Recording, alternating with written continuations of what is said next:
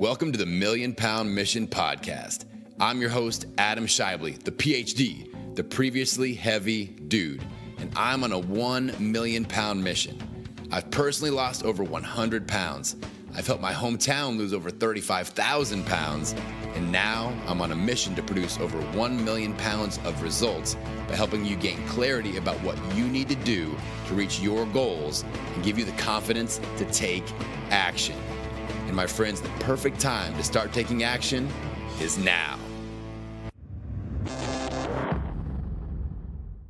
Hello, my friends, and welcome to another episode of the Million Pound Mission Podcast. It's your buddy Adam, the PhD, the previously heavy dude, and this is episode number 193. You're going to meet the mayor of Ketopolis, Brian Williamson. Now, you guys have been asking me for a long time now for some more great keto info. Like, give me more keto, Adam.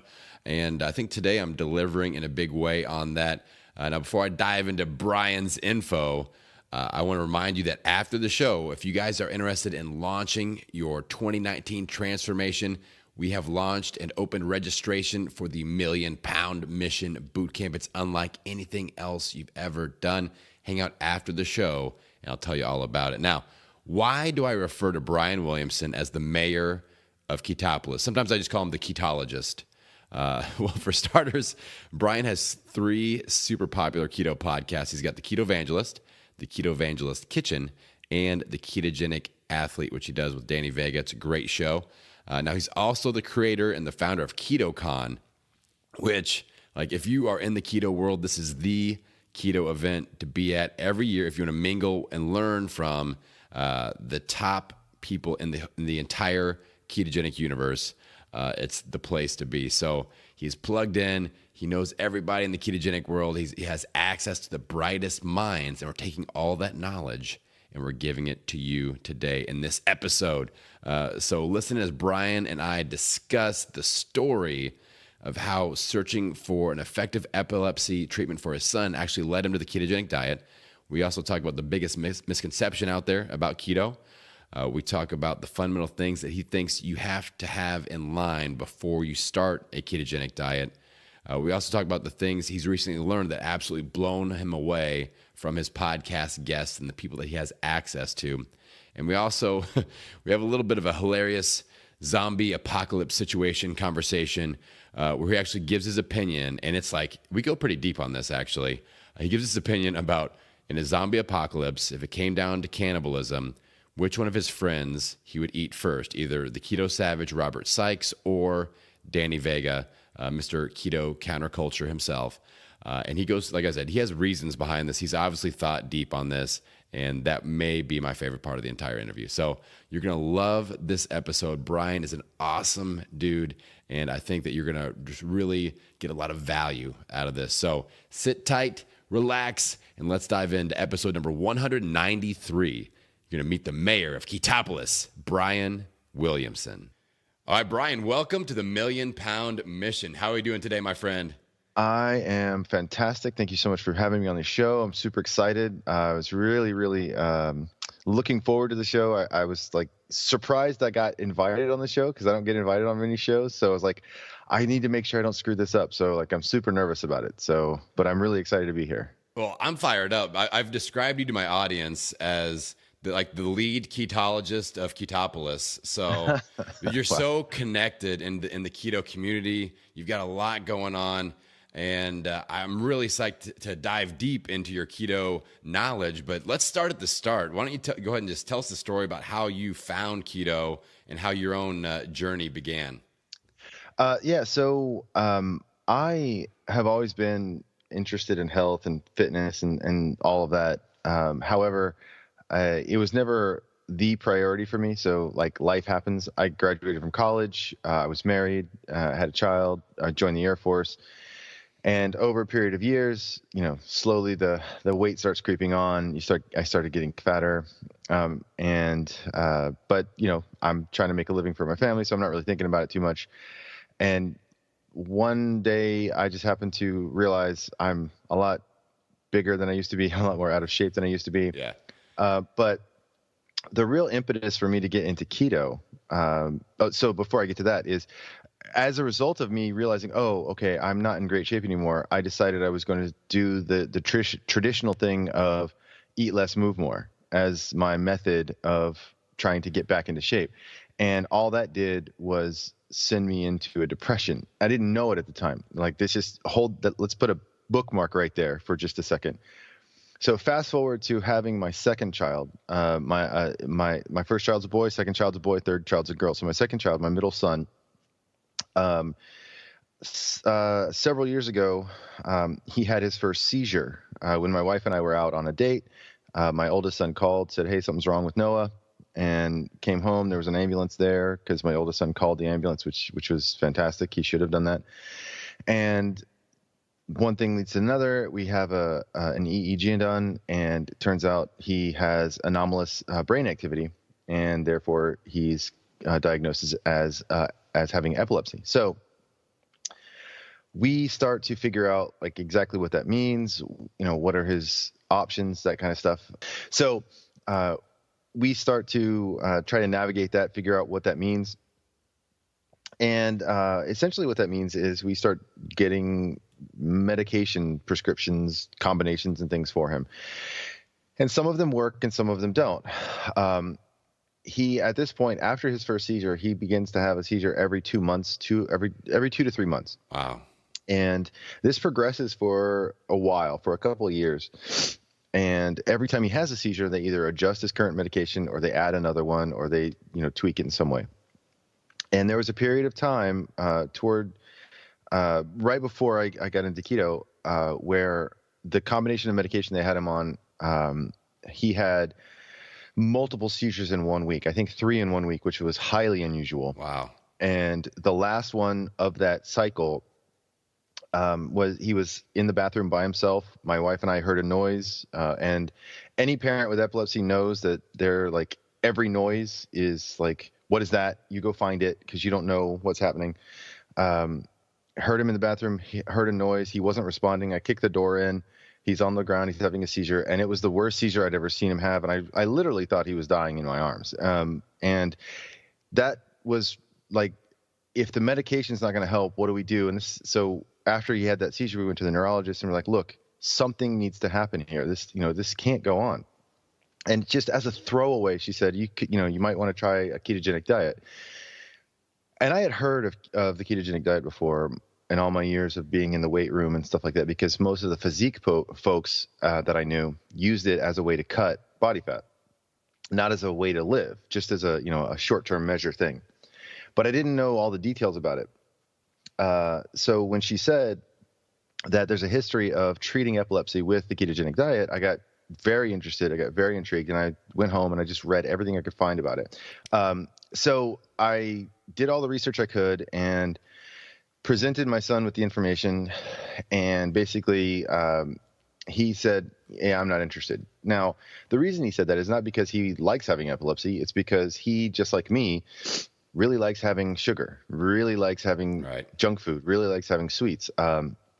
One of the reasons I like the foods that I like is because they're basically sugar laden. And, a meal's not a meal unless it's like super, super sugary, as far as I'm concerned, at this point. So as sort of a last ditch effort, I decided I would model a ketogenic diet for my son to show him that I wouldn't be suffering, that I would be okay. Like, I could still be happy. I could still enjoy what I'm eating. It wouldn't be deprivation in any way.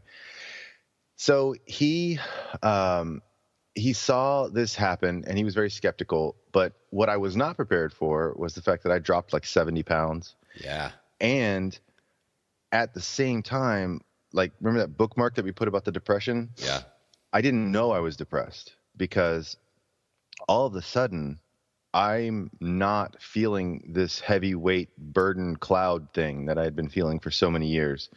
And it was more like a euphoria feeling. And I asked my wife, is this what normal people feel like? And she's like, yeah, this is what normal people actually feel like. I'm like, oh, then I understand why people get out of bed in the morning. Wow. Because prior to that, the only thing that kept me going was the fact that I had to take care of my family. If I didn't have them, it would have been bad. So I decided that I was going to model it for him. He saw me lose the weight, and a not often known fact is when you're on neurological medication, it has side effects like weight gain. It has side effects, obviously, for your personality. So my son was starting to put on some weight, and he was at an age when he's, getting into his teenage years. He's in the middle of his teenage years. That's obviously a concern for him. So he saw me drop a lot of weight. He's like, hey, I want to drop weight too, so I'll try it. And once he did that, he went seizure free for close to 2 years. Wow. And the adjustment of his medication after that, we're still trying to tweak some things, but it was a remarkable change. I mean, it was from every 2 to 3 months he was having a seizure to 2 years seizure free. And it was all just because we changed his food. So now as my son started doing this and I started reading more and more about the benefits, I realized that I need to tell people about, there needs to be more about this.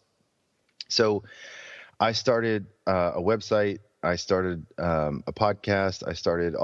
I tried to do everything I could to get the word out. And as I explained to people, my focus wasn't on weight loss, but a lot of people come to keto for weight loss, and there's nothing wrong with that. My focus was on brain health, on just systemic internal health, and the weight loss is going to be a result of that, right? Like, it's gonna happen when you're healthy and your body's in its proper state. It's not going to hold on to a lot of body fat. It just won't.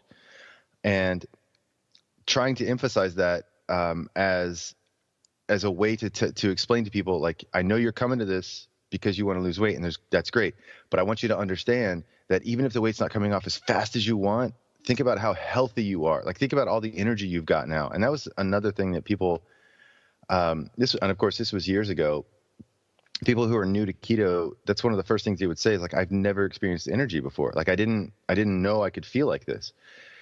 So as a result of that, I started realizing that I needed to address people who were first time, going to the gym, first time, wanting to run. So I started a Ketogenic Athlete thing, right, as well as kind of an offshoot of that, because not everyone is interested in that, but a lot of people who, for the first time in their lives, they're like, you know what? I actually want to go to the gym now. Like, I don't feel bad. I feel really good. I've got a lot of energy. I want to do something. I want to, increase my physique, or, whatever. So just trying to find every area of life that I could tell people, keto can help with this. Keto can help with this. Keto can help with this, just to make it to where it's impossible for someone to not be keto if they want to be. You know what I mean? Right. Yeah. So it all started because my son has epilepsy. It all started because I wanted to show him that it was possible and he wouldn't feel deprived. And of course, I don't want to. This isn't a sitcom with a nice bow wrapped on it in 30 minutes. It's still a regular struggle. He, just like anyone else, still has. He's got daily decisions to make. Sometimes he makes the right decisions. Sometimes he doesn't make the right decisions. There are also consequences for those decisions, but his quality of life is way better than where it looked like it was going a couple of years ago when we were at that crossroads. Yeah. And as a fellow parent, man, I feel for you, man. That would be just so intense to feel like your child is sitting there dying in your arms. And I knew that you were very, very passionate about the ketogenic diet. And anybody that puts a podcast out there called the Ketovangelist, I'm like, that's right. Somebody that really, really believes in it. And now it all makes sense. Like, when I teach people about weight loss, I talk a lot about your why has to be bigger than the combined force of all the why nots. So when you start a business, when you start a podcast, you're gonna have a lot of people saying, that's dumb. This doesn't make sense. It takes a lot of time. Is it worth it?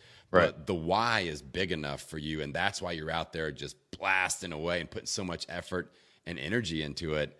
When was the first time you realized that you were making a difference, like that you were connecting through the podcast and through your resources, and you're like, oh, damn, like this is actually helping people? And how did that feel? That's a great question. So my personality is such that I generally don't notice stuff like that. However, for this particular instance, I actually have, a particular time. Like, I have a story for this. Yeah. early on, so I started the blog, and I was writing daily articles about everything that I could think of, keto related, nutrition related, just whether it's the history of our nutrition guidelines through, your real just practical advice, whatever. And it occurred to me one day that you can't read the blog if you're doing dishes or driving, or you shouldn't. This is like rule number one: don't read while you're driving. Let's just, So I was like, okay, so what's a format that I could use? Well, I had a podcast a few years ago that I was doing on a totally different subject, and I guess I could just like dust off all of the equipment that I've got and start that. So I decided to start a podcast for it. Now, I did this with zero audience. Like nobody knew anything at all, and I honestly didn't know how to draw an audience. I didn't know how to make people come to listen. But I did some stuff, and I created some groups on Facebook, and I tried to get the word out to get people interested, basically to build a community, so that when people do this, and they're the freaks of their peer group, they have some place they can turn to, so that nobody's like, oh, you're weird because you're not eating cake. So I created this podcast, and I must have done 9 months worth of episodes of like solo episodes and interviewing people, and just trying to create as much content as possible to get as much information as possible out there. And I sat back one day and I was like, okay, well, looking at the stats, no one's really listening to it. And it does take a lot of time, and it does take money, and it does take a lot of effort. It's not really even worth it. So I put it on hold, and I think I went 2 or 3 weeks without an episode airing. And I got an email from someone saying, hey man, just wanted to connect and say I'm a big fan. Really looking forward to the next episode. I can't tell you how much it's helped me. I've basically taken control of my life. I'm healthy now. I really just want to encourage you to keep going, blah, blah, blah, whatever. I was just talking to the void as far as I knew up to that point. Right. But here's a person that I've never met, who I don't know them from Adam. They don't know me from Adam. And he's like, hey man, seriously, when's the next episode coming out? Because I'm really looking forward to it. So it's like, oh, okay, maybe someone is listening. And if you're helping at least one person, maybe it's worth it. So I took that to be like, okay, I'll just keep going. And, it just kind of snowballed from there. I even had him on the show, that same guy on the show for a while. He was part of a coaching thing that I did with a couple of listeners, and it was great. We got to know each other. It was really, really neat to kind of like, wow, there are other human beings out there who are actually, consuming the stuff that I'm creating. It's kind of humbling, honestly. Yeah. That's, I think it's safe to say that we're both a little bit addicted to the podcast medium. Right. Anybody that starts more than one show, like I've got a separate show that's just about podcasting called Casting the Pod.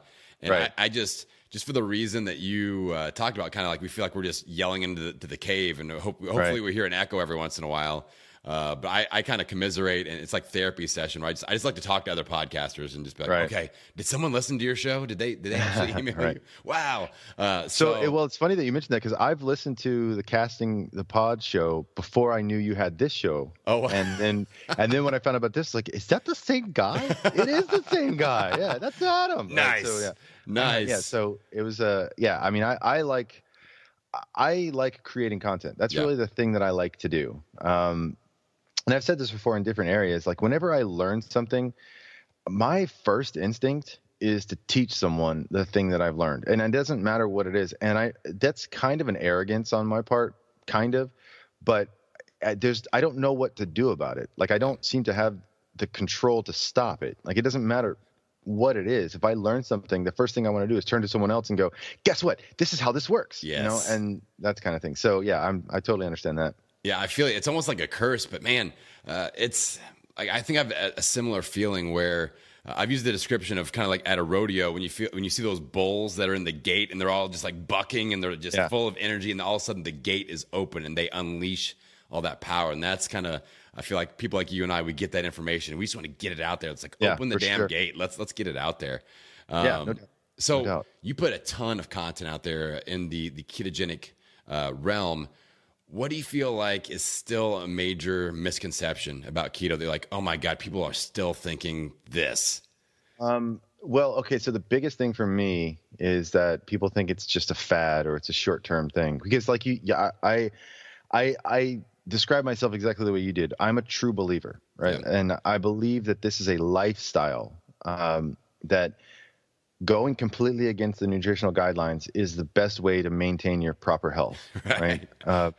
And what frustrates me is the short-term mentality of not the individuals, but of the mainstream presentation of it. You know, when you hear people say, like my son, my oldest son, even who is not keto, he's married, he's got 3 kids, he's living on his own. He's just, he's taking care of his family.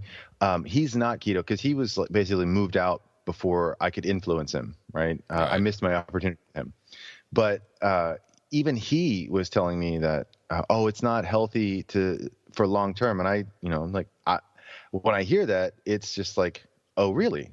Can you please, now I'm engaged. Like, please provide me the information that you're making this decision on.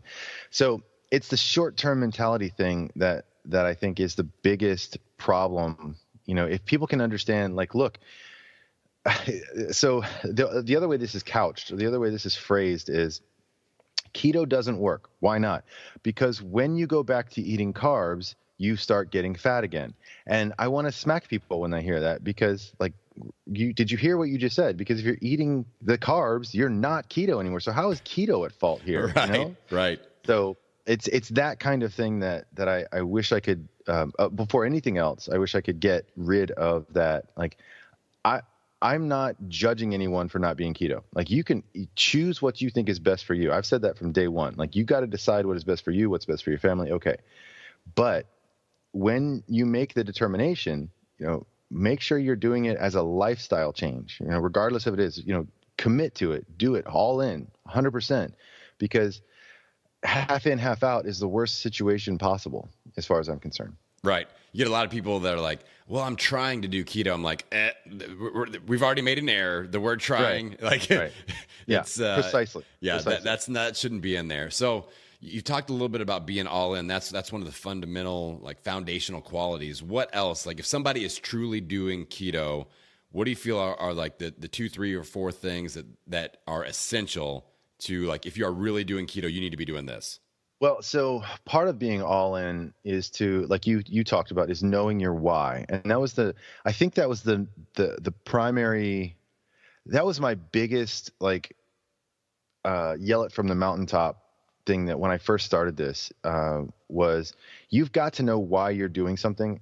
Otherwise, why are you doing it? Like, there's no point to it, because as you said, you're going to hit obstacles, you're going to hit difficulties. And if your why is not strong enough and is not close enough to you and relevant enough to you, it's going to be easy for you to get derailed, no matter what you're doing. So the number one thing is sit down, write out why you want to do this. Whether it's being keto, being vegetarian, being paleo, exercising, I don't care what it is. Figure out why you want to do it. And the sort of the ancillary part of that is, it doesn't have to be some profound, deep, like spiritual reason. If it is, that's great and that's powerful. However, it can be as simple as, I just want to fit into my jeans again, right? Or something like that. And the thing is, it's got to be relevant to you. So if that is like the primary driver for you, don't judge that why yourself. Realize this is my motivation, and you have to use that. Now, when you fit into the jeans, however, that why has to change, right? It has to, that why is no longer relevant. So you have to now reassess why you want to continue this thing. So make it, you've got to have your why, you've got to make it relevant, and you've got to make it relevant for you, not for everyone else. I mean, I've had people, like, I'll ask them, why do you want to do it? And they give me this, a why that involves, like, humanity and, like, connections of hearts and auras. And, like, I'm like, dude, seriously, stop. You hear yourself, right? Like, the real thing is, you want to look good naked. that's really what it is. And they're like, yeah. I'm like, well, then that's your why. Like, don't be ashamed of that. Yeah. Don't be ashamed of that. Own that and make that first and foremost. Now, as you are attempting to look good naked, you happen to impact humanity in a positive way. Fantastic. And you should. But don't, because the thing is, when it's so ethereal and it's so just out there and like woo woo, you can't lean on that every day when you're faced with the stress, when you're faced with, the family tragedy, or you're faced with, the difficulty that, work pressures or whatever. You've got to have something that's way more immediate, way more relevant to you, so that you can be like, okay, I know this is going on, but these are my non-negotiables, right? So, right. And this is the other thing is you've got to have a list of non-negotiables. So you got to know your why. That why's got to be relevant, and it's got to be flexible as you progress. But then that second thing is you've got to have non-negotiables. And I equate it to this. A non-negotiable, people have a hard time understanding, but let me put it this way. If you're let's say you're in a department store and someone came up to you and was like, hey, you should steal that. And you would think, no, I'm not going to do that. Like, it doesn't even occur to you. It doesn't even cross your mind. I should steal this. Right? Because that is a non-negotiable for you. So a non-negotiable isn't something you have to debate. It's something that doesn't even cross your mind, right? So you've got to write out your list of non-negotiables.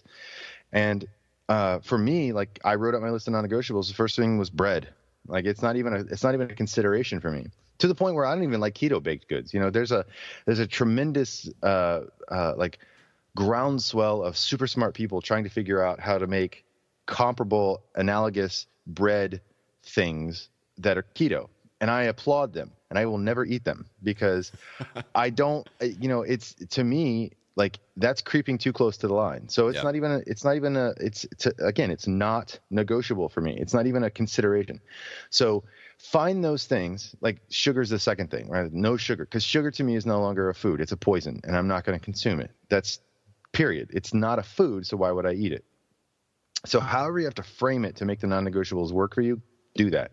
But having your why and having your non-negotiables are super important, and you got to refer to them constantly until you've got them memorized, and you don't even have to think about them anymore. So you're, again, shoplifting's not even a consideration for you because you have a moral compass. You have to have that same kind of like nutritional compass or that health compass so that you don't even think about these things anymore. So it's not like tempting you.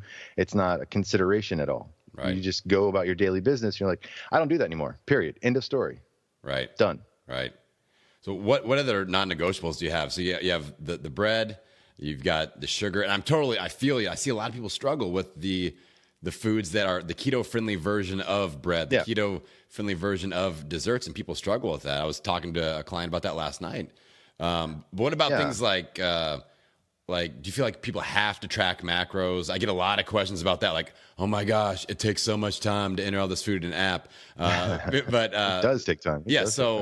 How do you feel about like things like macros, tracking blood sugar, things like that? Are those things that have to be incorporated in a ketogenic plan?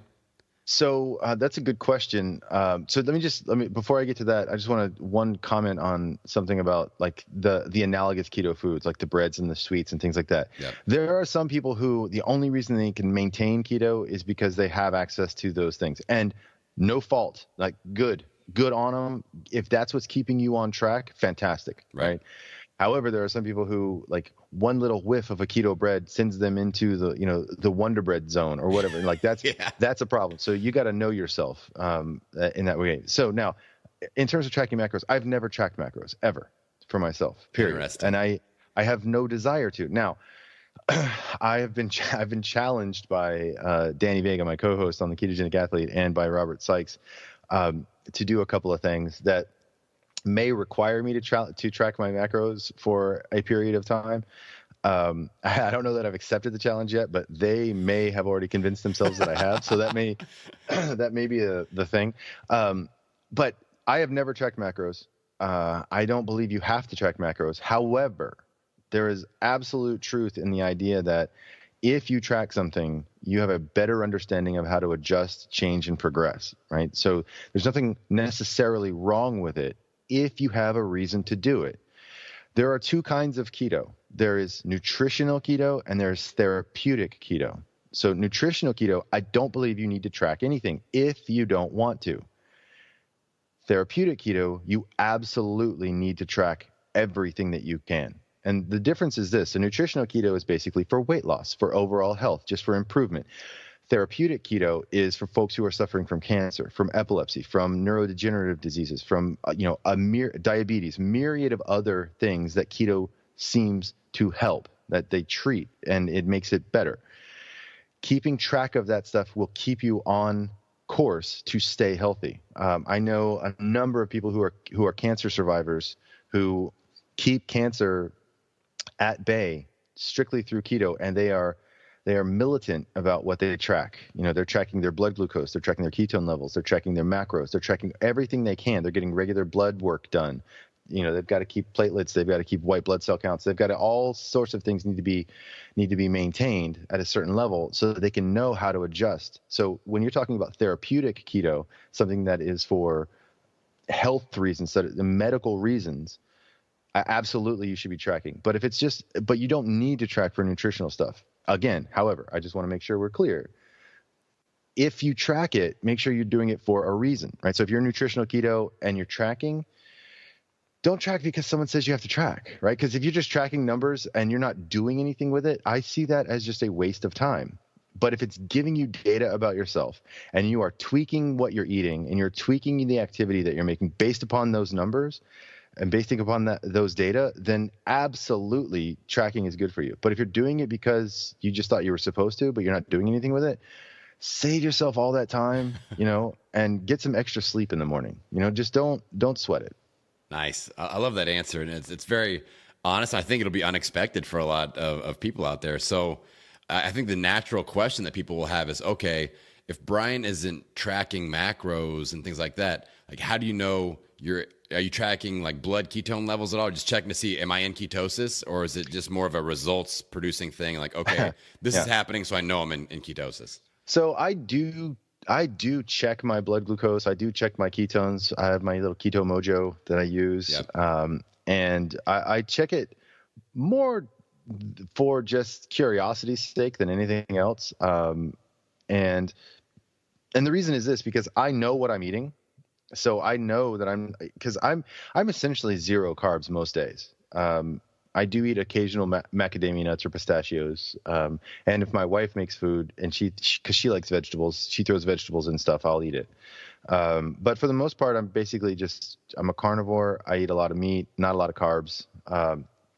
So because I know what I'm eating, I don't have to, chase any particular number. And I just check to see, just out of curiosity. I mean, there'll be days where, so I recently had a digestive infection that I'm not sure where it came from, but it was the worst thing I've ever experienced in my life since I was a kid, and I had swimmer's ear. Now, if anyone's ever had swimmer's ear, hopefully they know exactly what I'm talking about. That is the most painful experience I've ever had in my entire life, with swimmer's ear. This colitis that I just had several weeks ago was a very close second, and it was terrible. Now, because I couldn't eat, because everything that I ate caused me to want to, put a bullet in my eye, I couldn't eat. So I fasted for several days, and I, out of curiosity, checked my ketone levels, super high, checked my blood glucose, super low. Like, hey, oddly enough, I expected that, right? Yeah. So okay, all systems are normal basically at that point. I recently went on a trip with Danny Vega and with Robert Sykes. We went on a hunting trip on Robert Sykes's his farm, his family farm. And the rule was, if we don't kill anything, we don't eat. So the first day there, nothing was killed, so nothing was et. So, I wanted to check to see, okay, I've been fasting for a little over 24 hours. I wanted to see what my ketone levels were, wanted to see what my blood glucose was, and it was, and then it was surprisingly not what I expected. My ketones were a little bit lower than what I expected. My blood glucose was a little bit higher than what I expected. Interesting. But, only because I was expecting it a certain thing. Only because of my expectation was I surprised. As I read the numbers, it made sense, because what happens during fasting is, I don't mean to digress. I don't want to, Okay. So, but what happens during fasting is you're going to get a glycogen dump, right? And that's going to both spike your blood glucose and keep the ketone production down a little bit because, and this is going to be a controversial statement. Sugar is not your body's preferred fuel. It is the fuel that has to get burned before it can get to your preferred fuel, which is, in my opinion, fatty acids and ketones. Yep. So if you're glycogen dumping, your body's like, oh, everyone stop. We got to get rid of this crap first. Now we can get back to, the cleaner stuff as far as I'm concerned. So I'm never going to say don't track any of that stuff. But again, it comes down to why are you doing it? And this is a frustration that I have is people are like, my ketones were only at 1. I don't know what I'm doing wrong. And I want to say, why do you think you're doing something wrong? Yeah. So listen, here's the deal. Like if folks are listening, you got me started now. I'm getting animated. Go. So the idea of the nutritional ketosis, that term was coined by Doctors Finney and Volek in their research and their book, The Art and Science of Low Carbohydrate Living. And I spoke to Dr. Finney, and I asked him, like, their range is 0.5 to 5.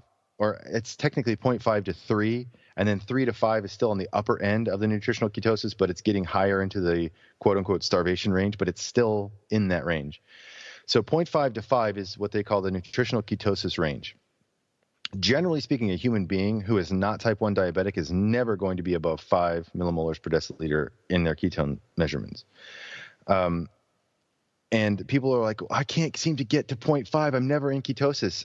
Now, when I asked Dr. Finney about the range, I had a suspicion that he confirmed, which was the range was decided based upon the athletes they were working with. In other words, some athletes were in the 0.3, 0.4, 0.5 range, and they were still showing the benefits of nutritional ketosis. Right. Some athletes were in the 4.0 to 5.0 range, and they were still experiencing the benefits of ketosis without any deleterious effects, either side. So they came to this nice average of 0.5 to 5 as their range. Now, and people need to understand this. Science is inductive. It is not prescriptive, right? So this whole thing of this range does not mean that just because you're consistently at 0.4, you're never in ketosis. Your body system may be such that 0.4 is all your body needs. Like that range of ketones is perfectly sufficient for what your body needs. And be happy with that. Like chasing ketones to me is a bad idea. Yeah. You see people post like, I'm at 3. Yeah, burning lots of fat. That's not how it works. Right. Kids. That's Huge misconception. Misconception. People, I see that all the time. They're like, it's like they're trying to up their bench press number. I'm like, no, it's not the same thing, bro. Right. Well, and this is the other thing is when we're talking about blood ketones versus breath ketones, because there's the two reliable methods of testing your ketones are blood and breath. And depending on who you talk to, one will say blood is better, one will say breath is better. And I've spoken to scientists on both sides of the argument, and I kind of fall more toward the breath side from a practical standpoint. And the only reason is this. The ketone body that's being measured in your blood is beta hydroxybutyrate. And that represents potential energy, right? Because if it's in your blood, it's not actually being used for energy, right? Because if it's in your blood, it hasn't been metabolized yet.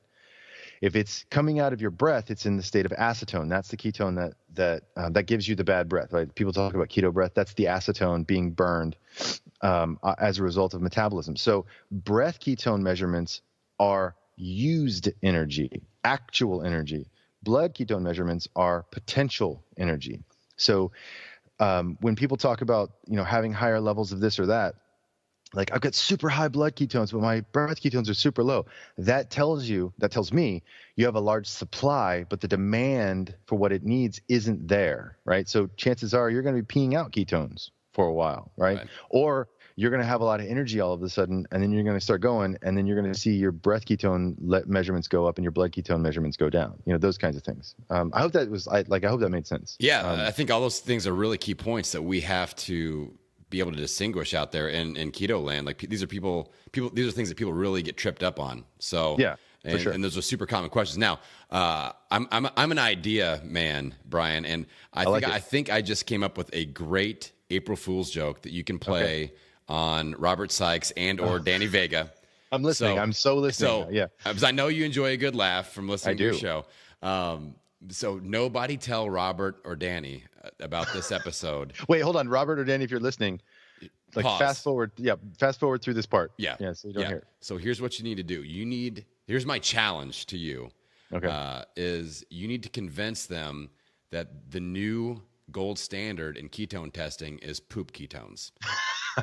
And get them to like dunk a urine strip into poop and see if they and then like and do like an interview on it and see if you can get them to roll with it and get their analysis on poop ketone we need level. we need to be like we need to show people how to do this, right? So we need a how-to video from each of you. Yeah, for sure. Yeah. The dipstick technique. Yes, absolutely. Yeah. So you've got that. Now, speaking of Danny and Robert, I love but hold on, I just love the name Poop Ketones. Like that's Poop Ketones. Yeah, I'm down with that. I dibs on the band name Poop Ketones. Really, the band name. Yes. Yeah. Yes. So speaking of Danny and Robert, one of the most interesting listener questions that I had submitted ever is I want to get your opinion on this. So they said, people know that I'm a big fan of Walking Dead, the zombie apocalypse. Me too. Like I am all about it. So let's say there's a zombie apocalypse situation. It's you, Robert, and Danny. All right. Yeah. And you're trying to maintain nutritional ketosis.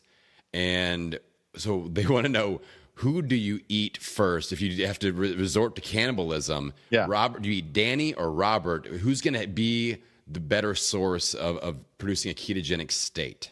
And That's why? a good question. Yeah, so we actually discussed this on our hunting trip. Like this topic actually came up. That's amazing. So between Robert or Danny, okay, now look, here's the deal, right? You have to. It's not a black and white answer, okay? Because get ready for a deep dive. Right? Are we talking about immediate survival, or are we talking about long-term survival? Like immediate survival, I'm totally eating Robert Sykes, right? Like that's it.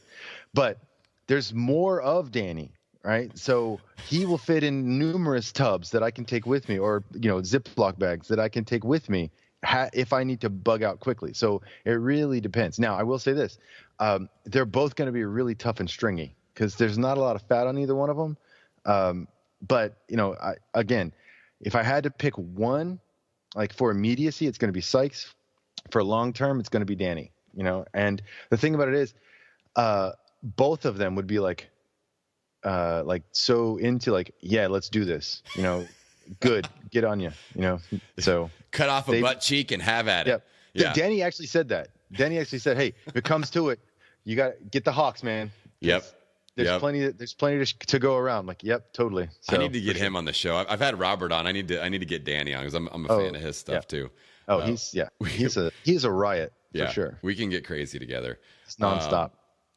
So you get to interview a lot of people. You get to spend a lot of time with a lot of fun people out there, and you get to interview a lot of like really interesting medical professionals, health professionals. So it doesn't have to be a medical health professional, but what is something that you've learned from somebody that you've interviewed that just knocked your socks off? You're like, wow, I didn't realize that, or just kind of blew you away in terms of ketogenic information. Well, okay, so I mean that's hard to say for like to narrow it down, because I learn a lot from a lot of folks. Can I give more than one? Yeah. So learning about the metabolic disease, or the potential metabolic state of cancer as a disease, as opposed to a genetic disorder, from Dr. Thomas Seyfried, I think was a really kind of it was a really interesting listening to him explain it, because that rolls a lot of medical information on its head. Hearing him explain how cancer cells aren't what we thought they were. There's something else, and the treatment is not as complicated, possibly, that kind of thing. Talking to Dr. Georgia Eid, listening to her just talk about the fact that, there's so much, because she's a psychiatrist, and hearing her talk about the mental health component, because that's a huge deal for me, right? Like brain health, mental health, it's a huge deal for me. And listening to her explain, the component of, carbohydrates in your diet versus mental health, just that was super eye opening. Dr. Lemansky, I do want to say this. I was the first guy to interview Dr. John Lemansky. Nice. So if he's listening, I put him on the map. Like I just, Yes. basically, if it wasn't for me, he would still be just languishing. That's just all there is Star to was it. born. Right. But he's fantastic. He's one of my favorites, obviously. But just listening to him, he was one of the first guys I ever interviewed, and he's real soft spoken, but so smart. Like it was just at that time, so what was so eye opening about that to me was there are really smart people in the medical field who understand, who get it, who realize the benefits of this, and who are sort of fighting the fight in their own little like small pockets, trying to get their small community convinced that there's a better way. But ultimately, I would have to go every time it's going to go back to Dr. Ben Bickman for me. He's out of BYU. He's a bioenergeticist. I think that's how it's pronounced. And every time I talk to him, whether it's over text or whether I interview him or whether we're just chatting, every time I talk to him, I learn so much. Dude just knows so much stuff. Plus, he's a huge Marvel fan. Nice. We talk comic books. We talk television, movies, and what I love about him is, he can flip from, deep dive, cellular science all the way into why Spider-Man's better than, whomever. Yes. Why Flash is the most underrated DC character, and then we're back into why brown fat and white fat and it's the best. It really is. So yeah, I love talking to Dr. Bickman a lot. But so my conversation with him about what metabolism really is, about the true nature of lipid cells, of like how they actually operate in your body, because they're not just sitting there, they actually have consequence. Just listening to him, I mean, it's really like sitting at the sort of the feet of the teacher. Like I could just listen to him all day long because he just knows so much about so much stuff. So yeah, I'm a big fan of his. Plus, we're both bald now, so yeah, you got a fresh shave going, man. It looks good. Yeah, I do. Yeah. I decided to lean into it. It was going away. So I was like, why just, you're not going to get the best of me. I'll show you. Yeah. It's gone. Just focus on growing your back hair. That's what I'm doing. Oh yeah, totally. I braided it. I've got it braided right now. Yeah, for sure. A back hair mullet. That's what I'm going That's right. for. It's party all the way in the back. I'm starting it. It's a trend that has to start in Indiana. That's the goal. So you got access to some of the brightest minds in the keto atmosphere that's out there, and you started KetoCon. So how did KetoCon get going? I want to talk about that a little bit, because this is something I'm really excited. I'm gonna be there in Austin, and it's gonna happen. I'm bringing people with me. So awesome. Let's talk about KetoCon a little bit. So again, like I said before, I was always thinking about, how can I get the word out about keto? What's the best way? What are some areas? And I live in Austin, and there are a couple of conferences that are nutrition based that take place here. And I was like, there's a huge following, and they get a large, there's tremendous amount of people who are influenced, and there's a big community built up around it. It's like, well, and my wife and I had gone to KetoCon or to Comic-Con a couple of years before, and I was sitting in the living room of a friend of ours on a Sunday, and I was like, I got this idea. Like, why don't we host a conference? We can call it KetoCon. They're like, yeah, let's do it. And then it just sort of like fizzled. Like the idea just sort of fizzled, because I'm trying to. Everything I've ever done, I have no business doing it. I've never been good at anything that I've attempted while I'm attempting it. I get good as I'm doing it, but every job I've ever had, I was totally unqualified for, but I convinced them that I could do it. And then I figured out how to do it as I was learning, as I was on. So any of my former employees, or if you're listening, sorry. But yeah, my bad. The idea though was like, let's put on a conference, let's make it. And I said I want it to be about the science and the stories of keto. Like I understand all the science and stuff, but what we're lacking is the people who are saying, you've given me all this information, I implemented it in my life, and these are the results, and this is how I implemented it, and this is how I got the results. Like that's a lot of people are missing that part. You know, they're hearing science, and they go, that's fantastic. Now what do I do? Right. But if you can show them some stories of people who are like, this is what I did, and this is the result I got, you know, and this is how it benefited me. That I think does a lot to motivate people to stay the path, you know, to keep on doing the, you know, focused on the right thing. So then so at another conference that was taking place in Austin, Jimmy Moore was there, and I texted him. I was like, hey, you're in Austin. Let's catch lunch. So we did lunch, and I just sort of just mentioned to him, hey, I'm thinking about doing this conference, KetoCon. He's like, cool. And like, I don't know, 2 weeks later, he called me. He's like, hey, you should do it. Let's figure out how to make this. Let's make KetoCon happen. Let's figure out how to make it happen. I was like, so he was basically encouraging me to like, you know, let's start this thing. Let's do it. So I went to my team and I was like, all right, we're going to do this. You know, I don't know how we're going to pay for it. I don't know what we're going to do, but let's figure it out. So it was basically just like grinding every day, figuring out how to get people's attention. You know, we did an Indiegogo campaign to get started, to get funded. That worked. We got a little bit of seed money. We were able to secure a venue. We had a call with there were a lot of people who were willing to share information with us that if they hadn't, we would have no way of knowing. First and foremost, I think, is Michelle Norris, who puts on Paleo FX. She and her husband, Keith, they live in Austin. We had a phone call with her. She was fantastic. She gave us a tremendous amount of information on just the tactical side of things, the practical side of things. She gave us some contacts, and that allowed us to kind of move forward. And you know, Robin Switzer, my COO, and I have a lot in common in terms of what we expect, and our visions meshed very well. Like we have a very high standard. We don't want to compromise. We don't want to settle. We really have we want to make sure that we're giving the best possible experience when we can. So like one of the things that we talked about is we don't want to work with jerks. Like it doesn't. So if someone were to come up and be like, we will offer you $250,000, you know, to be part of your conference, but we're not keto, you know, or, you know, we're this or that. Like, sorry, I'm not taking your money. Like, or right. And like the first year we had some vendors who did not treat Robin very well for various things. And I decided, and they were big spenders, right? And Robin was willing to like suck it up, you know, because putting on a conference is expensive. Right. I mean, that's just, you know, and they do not make money. Let's just put it that way. You're not making any money.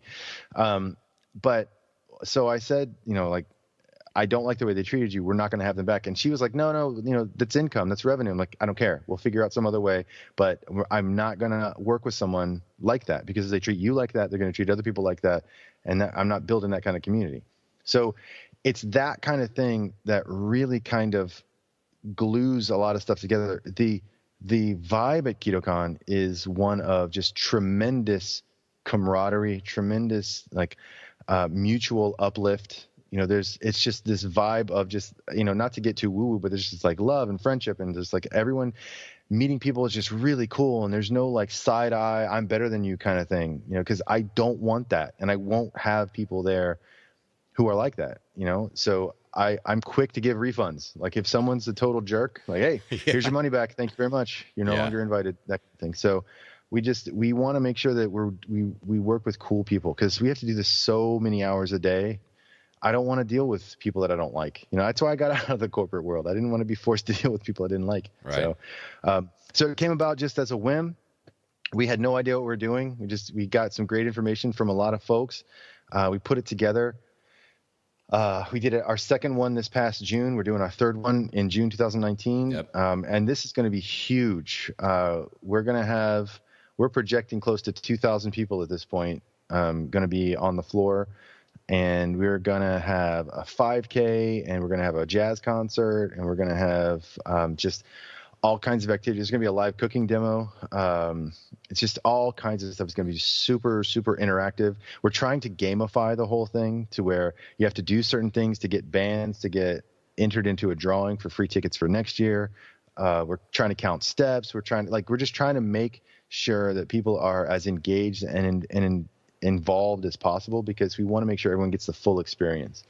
I know I'm just rambling now, but I'm just super excited about it. Yeah, and I can tell. And I think one of the coolest things that you do with your show, with all your businesses, and with KetoCon is you're nurturing a community.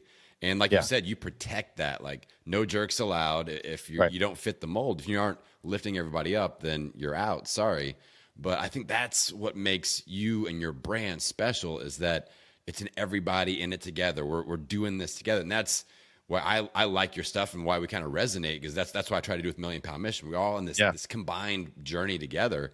And KetoCon, like I said, I'm going to be there, and I want as many of our listeners to be there. Like, if you want to hang out, I don't know if you know this. I call myself the PhD, the previously heavy dude. So if you guys, and you're a PhD too, so this is great. If you want to hang out with a couple of PhDs in Austin, Texas, like, who doesn't want to do that? I want you to come to KetoCon with me. We'll do a meetup, and all of the Million Pound Mission fans will get there. I want a large section of that crowd to be Million Pound Mission people, and we're gonna get crazy together and get rowdy down in Texas. Maybe we'll buy some cowboy hats, and they'll know it's us. It'll be the million hat mission at that point. The million hat back mullet mission.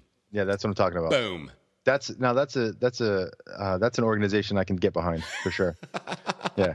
So, speaking of organizations we can get behind, how do people get connected with you? How do people get tickets to KetoCon? What's the best resource, or where's the tip of the spear that they need to go to get more of Brian?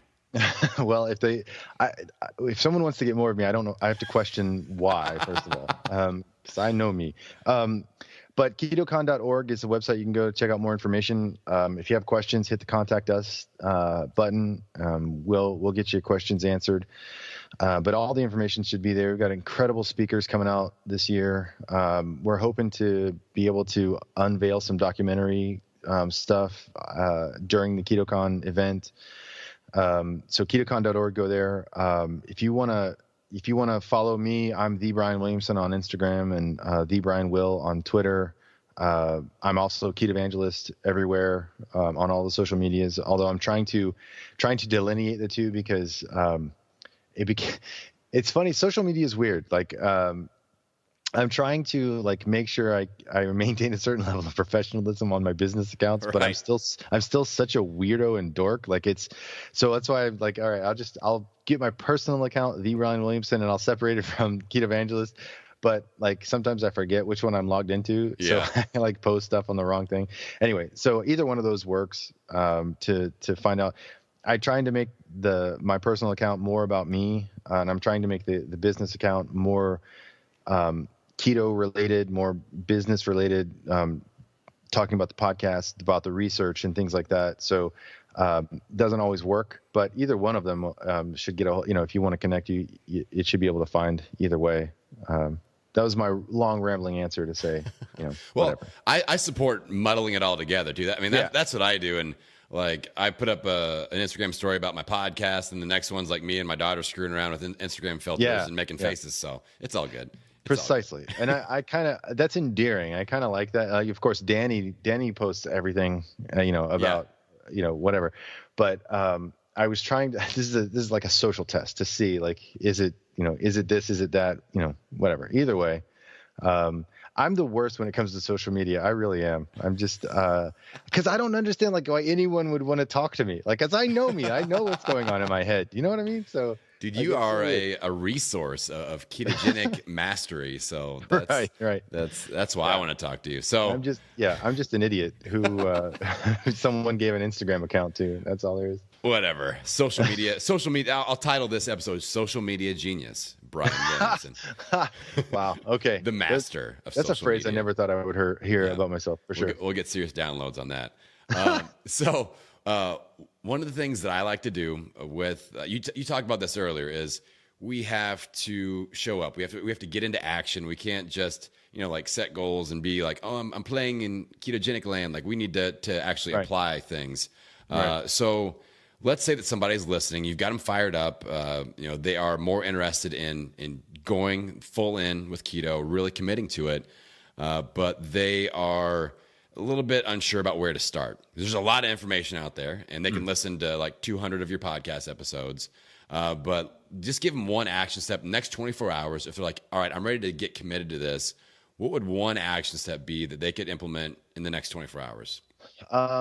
Okay. So, all right. So I'll go from a practical point of view, and I'll also take that from a strategic point of view. So let's take it from two perspectives. From a practical sort of tactical point of view, I would suggest you go into your pantry and you get rid of everything that has the word sugar in the ingredients of any kind. Just throw it out, right? Because if it's not there, it's not a temptation. That's from a practical point of view. Or don't throw it out. Give it to a food bank, right? Go give it to a food bank of some kind.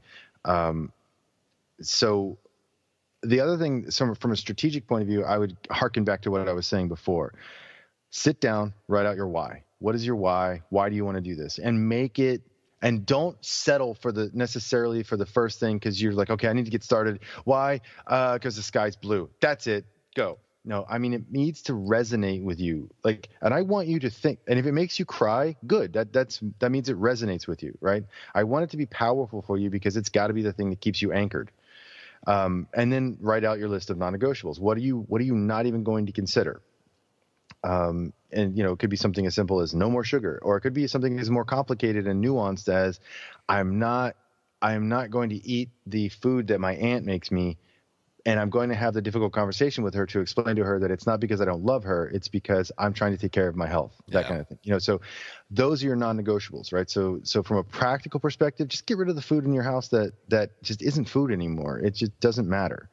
And the corollary to that is you got to, if that means you have no food left, you got to go buy the right kinds of foods. And again, practically, stay on the outside of the grocery store, right? So you stay in the produce section, stay in the meat section. That's really all you need to do. Don't go into the inner aisles for anything, right? So there's nothing there for you at this point. Stay with the whole food basics, the real food kind of thing. And then from a practical perspective, that's that. From a strategic perspective is figure out what your reasons are, figure out what your plan is, and then write out your goals, right? And this, I forgot to talk about this. Write out your goals. Explain to yourself what your goals are. And a goal has to be a couple of things. You've got to have it specific. You've got to have it measurable. You've got to have it actionable. In other words, you got to be able to do something about it.